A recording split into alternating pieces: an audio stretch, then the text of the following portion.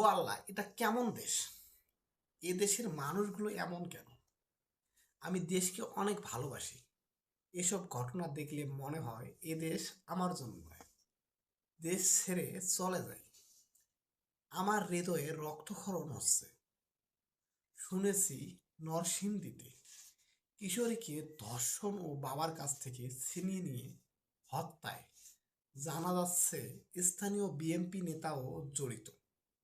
তিনি হলেন মহিষুরা ইউনিয়নের মেম্বার ও ইউনিয়ন বিএনপির সহসভাপতি আহমেদ আলী দেওয়ান।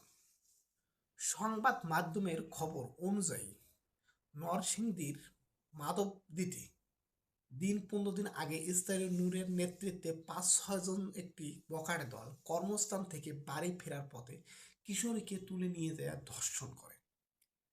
মেয়েটির বাবা বিচার চেয়ে স্থানীয় মেম্বারের কাছে বিচার দেন, কিন্তু ধর্ষকদের কাছ থেকে টাকা খেয়ে বিএনপি নেতা ও মেম্বার আহমেদ আলী দেওয়ান আপোষের নামে ধর্ষণের ধামাচাপা দেওয়ার চেষ্টা করে।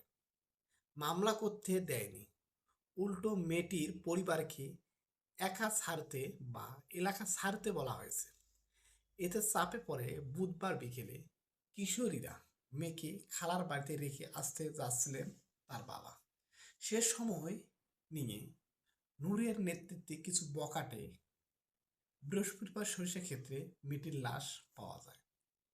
আমাদের দেশটা কি আর নিরাপদ হবে না?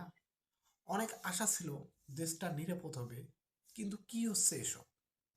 বিএনপি নেতাদের প্রশ্রয়ে ধর্ষণ, অপহরণ, খুনের মতো জঘন্য অপরাধ করে কবে থামবে এই দেশে?